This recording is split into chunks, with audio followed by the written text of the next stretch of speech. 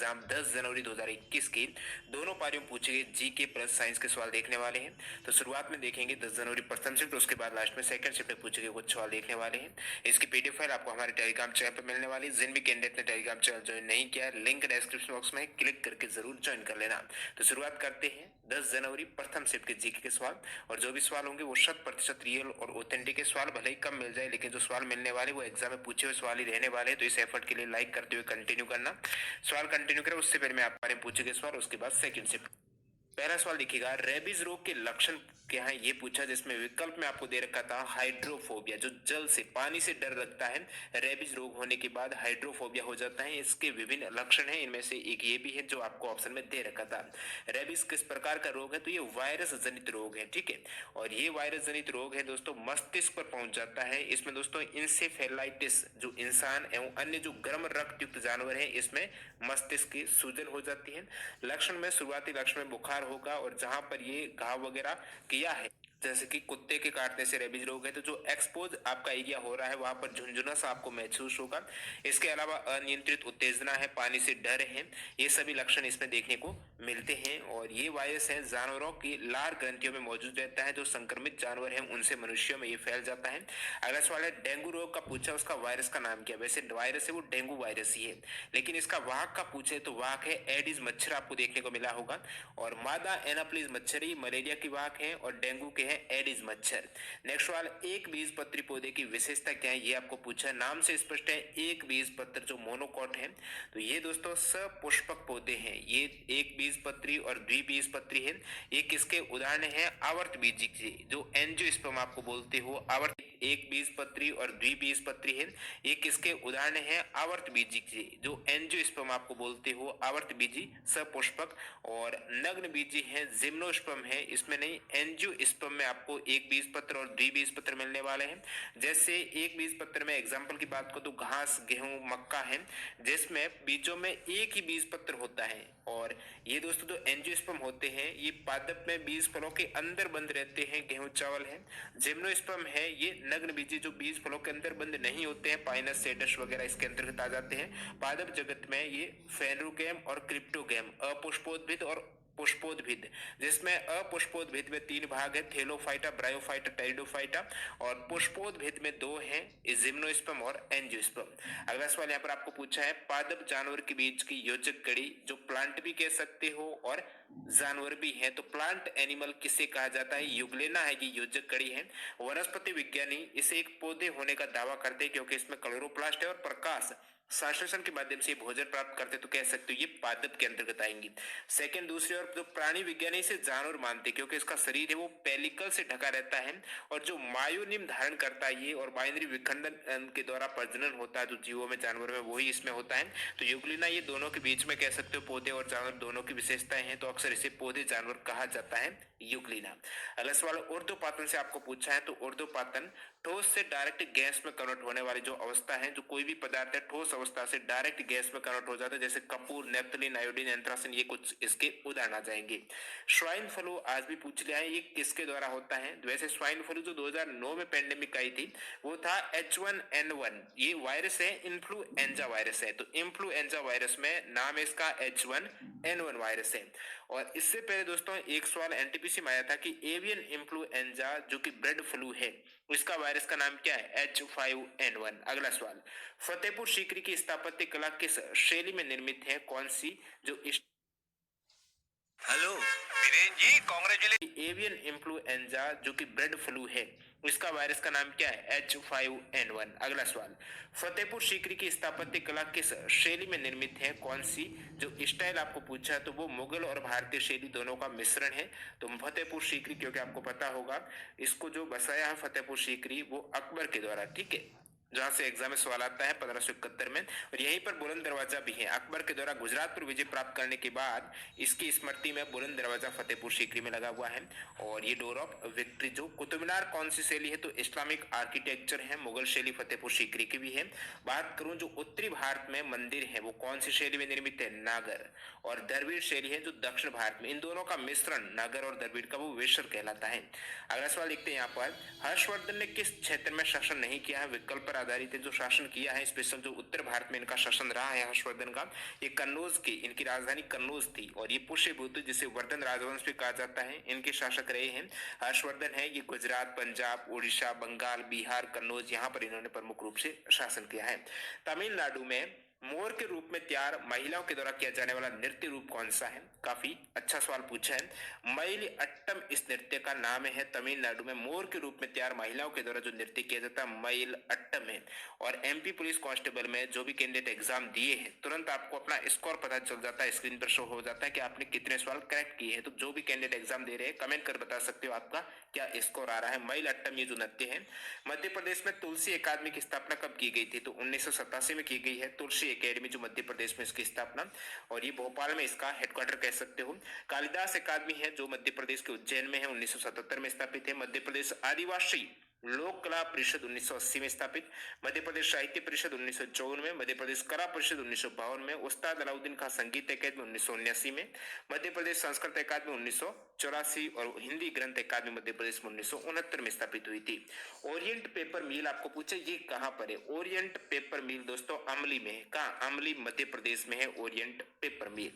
किस शास्त्रीय नृत्य में मास्क जो मुखौटा होता है उसका प्रयोग किया जाता है? कौन सा क्लासिकल डांस है जिसमें मुखौटे का प्रयोग होता है? तो वो केरल का डांस है, कथकली आप कह सकते हो। शास्त्रीय नृत्य केरल का है कथकली, यही इसी डांस में मुखौटा का प्रयोग किया जाता है। अगला सवाल देखते हैं।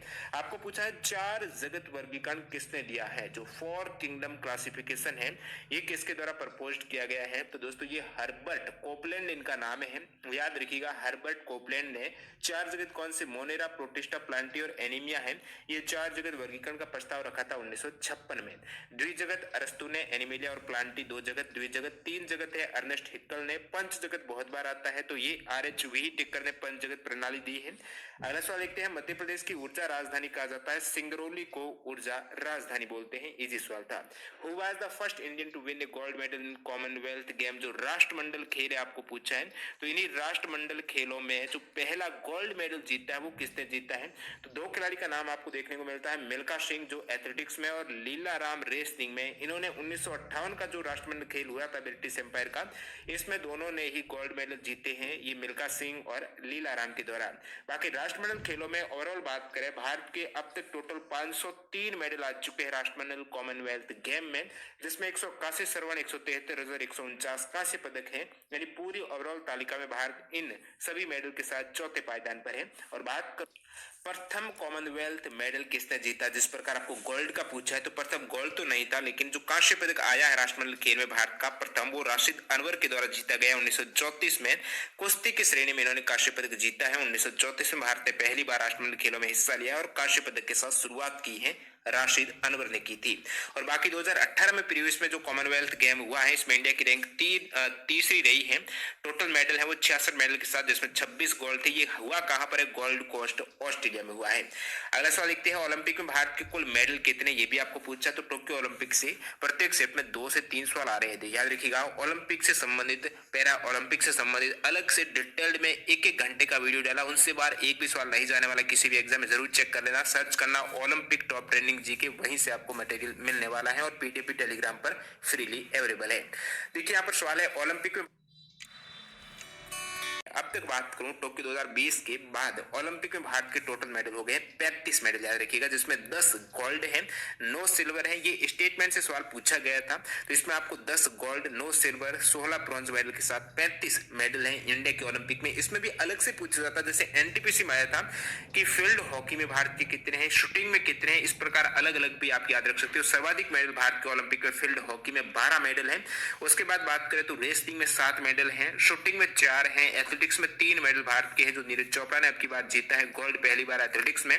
तो टोटल 35 मेडल, 10, 9, 16 याद रखिएगा। और इस प्रकार सबसे अधिक मेडल मैंने बताया हॉकी में हो जाएंगी। और अब की बार 2020 के टोक्यो ओलंपिक में भारत की रैंक रही है 48वीं रैंक, जिसमें 1, 2 का 4 हुआ है, यानी 1 गोल्ड, 2 सिल्वर, 4 ब्रॉन्ज के साथ 7 मेडल भारत के ओलंपिक 2020 में जीते हैं। जहाज महल आपको पूछे ये कहाँ पर है दोस्तों, ये है मांडू मध्य प्रदेश में है। निर्माण गयासुद्दीन खिलजी के समय हुआ है जहाज महल मांडू में। जल जनित रोग का दोबारा सवाल आया है, विकल्प पर आधारित है।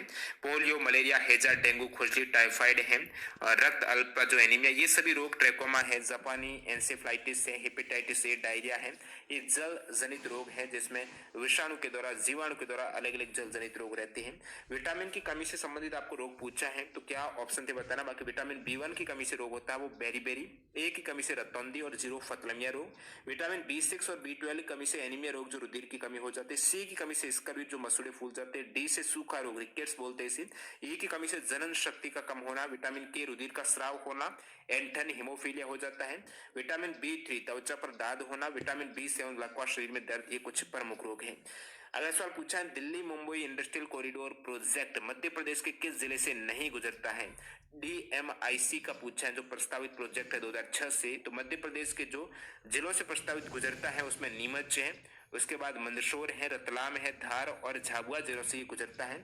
DMIC प्रोजेक्ट ये MOU हुआ है भारत सरकार और जापान की गवर्नमेंट के मध्य कब 2006 में हुआ है। 6 राज्यों को कवर करते हुए ये DMIC प्रस्तावित प्रोजेक्ट, जिसमें 6 राज्य यूपी, हरियाणा, राजस्थान, MP, गुजरात और महाराष्ट्र हो जाएंगे।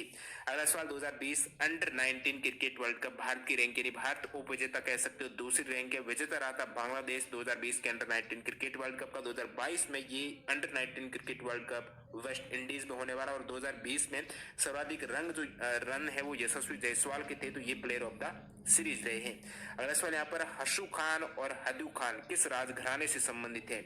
हशु खान और हदू खान दोस्तों ग्वालियर घराना है, इनसे संबंधित है। एक सवाल पर्यावरण संरक्षण से पूछा है, इसके लिए क्या उपाय नहीं करेंगे, तो क्या विकल्प थे आप कमेंट करके बता सकते हो। प्रथम पारी वाली कैंडिडेट। नेक्स्ट कंटिन्यू करते हैं दोस्तों। 10 जनवरी 2022 के सेकंड शिफ्ट में पूछे गए कुछ सवाल मिले हैं। ज्यादा सवाल आप नहीं भेजते हो, टेलीग्राम पर बहुत कम सवाल मिलते हैं, इसलिए काफी और रिसर्च करनी पड़ती है इन सवालों को ढूंढने में, वो भी रियल और ऑथेंटिक सवालों में। तो टेलीग्राम से आप जरूर जुड़ जाना, लिंक डिस्क्रिप्शन बॉक्स में। राष्ट्रीय सोयाबीन अनुसंधान केंद्र कहां पर है दोस्तों, ये इंदौर में है राष्ट्रीय सोयाबीन अनुसंधान केंद्र। बाकी मध्य प्रदेश में अंगूर अनुसंधान केंद्र रतलाम में है, धान अनुसंधान केंद्र मध्य प्रदेश के बड़वानी में और गेहूं अनुसंधान केंद्र है पवारखेड़ा होशंगाबाद में। अगला धान अनुसंधान केंद्र मध्य प्रदेश के बड़वानी में और गेहूं अनुसंधान केंद्र है पवारखेड़ा होशंगाबाद में। अगला पूछा यहाँ पर करंट अफेयर्स का है, 13वां ब्रिक्स समिट 2021 है, ये कहां पर हुई है, तो ये सम्मेलन हुआ है नई दिल्ली भारत में। भारत के प्रधानमंत्री नरेंद्र मोदी जी के द्वारा वीडियो कॉन्फ्रेंसिंग के माध्यम से 13वें ब्रिक्स सम्मेलन की अध्यक्षता की गई है और इसके जो विषय रहा है 13वें ब्रिक्स समिट का वो है ब्रिक्स @15 निरंतरता, समेकन, आम सहमति हेतु ब्रिक्स के बीच सहयोग, इसकी थीम रही है। टोक्यो ओलंपिक 2020 में भारत का प्रथम मेडल जीता है मीराबाई चानू ने। 24 जुलाई को ये टोक्यो ओलंपिक 2020 में भारत का प्रथम मेडल मीराबाई चानू के द्वारा भारत ने 1-2 का फॉ किया है, यानी एक गोल्ड एकमात्र नीरज चोपड़ा ने जेवलिन थ्रो में जीता है। 87.58 मीटर याद रखिएगा भाला फेंक के साथ इन्होंने ओलंपिक में गोल्ड मेडल जो एथलेटिक्स में शुरुआत कर दी एक तरीके से। ओलंपिक गेम्स से 13 साल बाद भारत को किसी इवेंट में एक तरीके से गोल्ड मिला। इससे पहले 2008 में बीजिंग ओलंपिक में शूटिंग में अभिनव बिंद्रा के द्वारा गोल्ड मेडल जीता गया था, जिन्होंने 10 मीटर एयर राइफल इवेंट का गोल्ड जीता है। नीरज चोपड़ा पानीपत हरियाणा से हैं। भारत को एथलेटिक्स में अब तक का पहला मेडल दिलाया है 87.58 मीटर थ्रो के साथ है और इस प्रकार भारत के अब तक ओलंपिक के कुल 10 गोल्ड मेडल हो गए हैं। नीरज चोपड़ा का जेवलिन थ्रो में विश्व रिकॉर्ड है दोस्तों, वर्ल्ड अंडर 20 रिकॉर्ड कैटेगरी में 86.48 मीटर का। सिल्वर में 2 मेडल आए हैं भारत के 2020 टोक्यो ओलंपिक में। रवि कुमार दहिया, याद रखिएगा इनका भार वर्ग एग्जाम में आता है। कुश्ती में 57 किलोग्राम भार वर्ग, मीराबाई चानू का वेट लिफ्टिंग में 49 किलोग्राम भार वर्ग के साथ। इस प्रकार टोटल ओलंपिक में सिल्वर मेडल हो जाते हैं 9। कांस्य 4 मेडल आए हैं पुरुष हॉकी टीम ने लंबे अंतराल के बाद। यहाँ पर दोबारा पुरुष हॉकी टीम बजरंग पूनिया कुश्ती में 65 किलोग्राम भार वर्ग, याद रखिएगा। लवलीना बोरगहेन बॉक्सिंग में 69 किलोग्राम जो वेल्टर वेट कह सकते हो। पीवी सिंधु बैडमिंटन में 4 कांस्य पदक हैं, टोटल 16 हो चुके हैं ओलंपिक में अब तक। अगला सवाल 1928 में भारतीय पुरुष हॉकी टीम यहाँ पर कह सकते हो भारत का पहला जो गोल्ड मेडल आया है ओलंपिक में 1928 में आया था। मेरा सपना एक सफल आदमी जो गोल्ड मेडल आया है ओलंपिक में 1928 में आया था, जिसमें इस हॉकी टीम के कप्तान आपको पूछा तो जयपाल सिंह मुंडा।